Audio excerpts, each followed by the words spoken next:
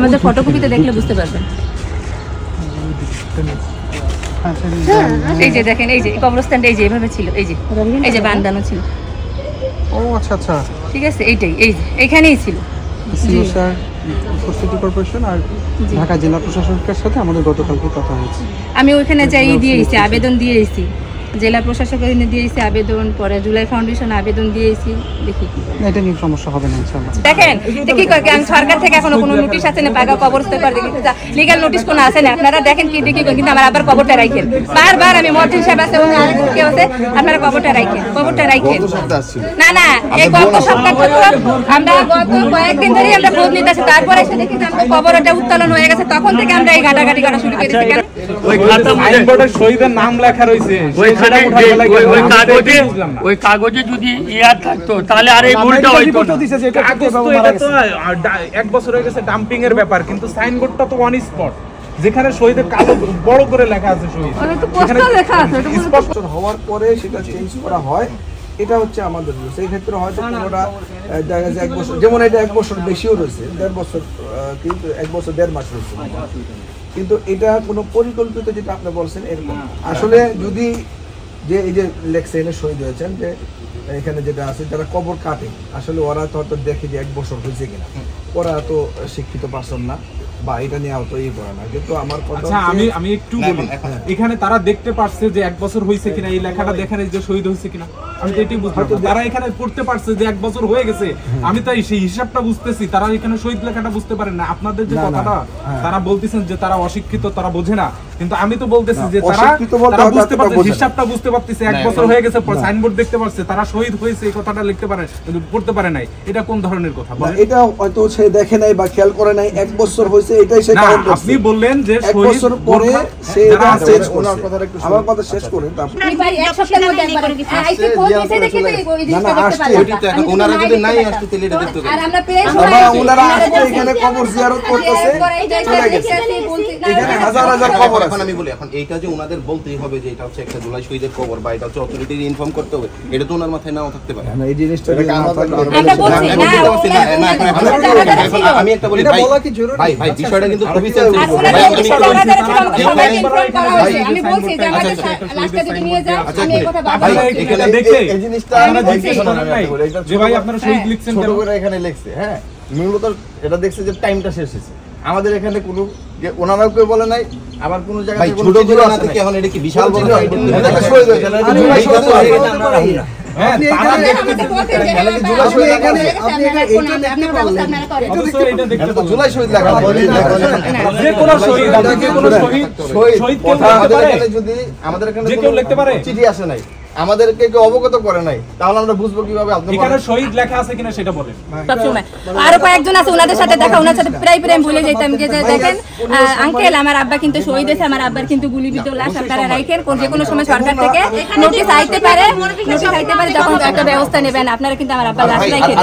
ওনারা বলছে যে 11 মাসের বেশি তো লাশ রাখা যায় না, এই কথা আমার বারবার বলতো। তখন আমি আমার আব্বার লাশটা এসে আমি দেখে যেতাম যে আমার আব্বার কবরটা আছে কিনা, কবরটা যখন থাকে তখন আর আমরা চলে যেতাম, তখন আর ই করতাম না।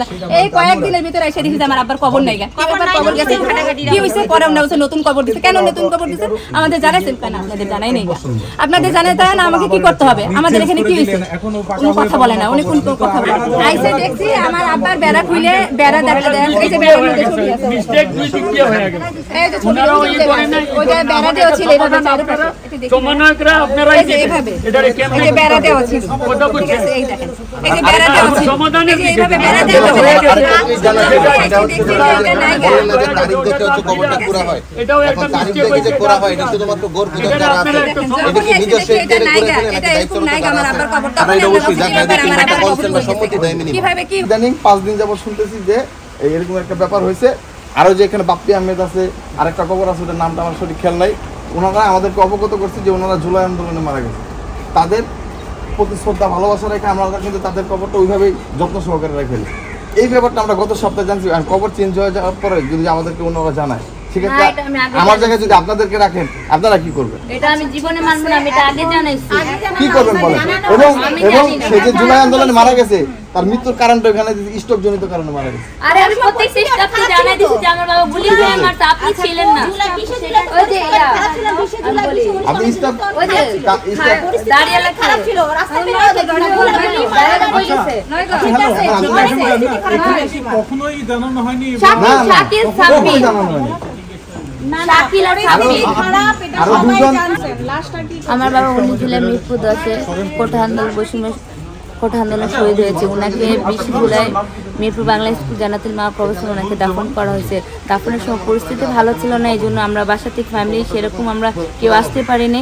মহিলা বলতে আমাদের বাসায় আত্মীয় স্বজন বা আমার দুলাভাইরা আসছে, কীভাবে কি এন্ট্রি করছে এই বিষয়ে আমি সঠিক জানি না। পরে আমি যখন জিজ্ঞেস করলাম অফিসিয়ালি যে এটা এই সমস্যা বা কি, পরে আমি তাকে আমার বাবার বিষয়টা বললাম যে আমার বাবা 19 জুলাই কোটা আন্দোলনে শহীদ হয়েছিল।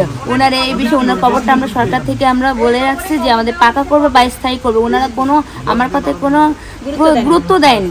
তো কত অনেক কিছু এখানে আপনি ডেট দেখতেছেন না, আপু আপনার সাথে আমার ঝগড়া আমরা করতে চাচ্ছি না। আপনি আমার বোনের মতো। আপনি উল্টা কথা বলেন না। এখানে যখন লেখা আছে এটা মিস্টেক হয়েছে, এটা ফিরে আসবে। ফিরে আসবে, আমি এত কিছু জানি না, না। মিস্টেক হয়েছে এটা আপনাদেরকে আমাদের মিস্টেক না, মিস্টেকটা আপনারা আমাদের অবগত করেন নাই। আপনাদের মিস্টেক এটা। আসে দেখা হইছে এই কারণেই তো ধরা পড়ছে, তাই না? এখানে লেখা আছে আপনার স্ট্রোক জনিত কারণে মারা গেছে। আচ্ছা আমি বুঝলাম, একটু কথা বলি। থামো। এখানে যখন লেখা আছে মৃত্যুর তারিখ 19/7/2024, এই পুরোটা আপনারা দেখতেছেন, এখানে শহীদ হয়েছেন, তখন তো আপনাদের মনে প্রশ্ন জাগার কথা যে 19/7/2024 এখানে শহীদ হয়েছেন, তাহলে এই লোকটা নিশ্চয়ই গণ-অভ্যুত্থানে শহীদ হয়েছে। এই যে তাহলে আমরা তাদের সাথে যোগাযোগ করি ঠিক আছে, যে আসলেও কি সে শহীদ কিনা। এটা দেখেন আজকে থেকে প্রায় 15 মাস 14 মাস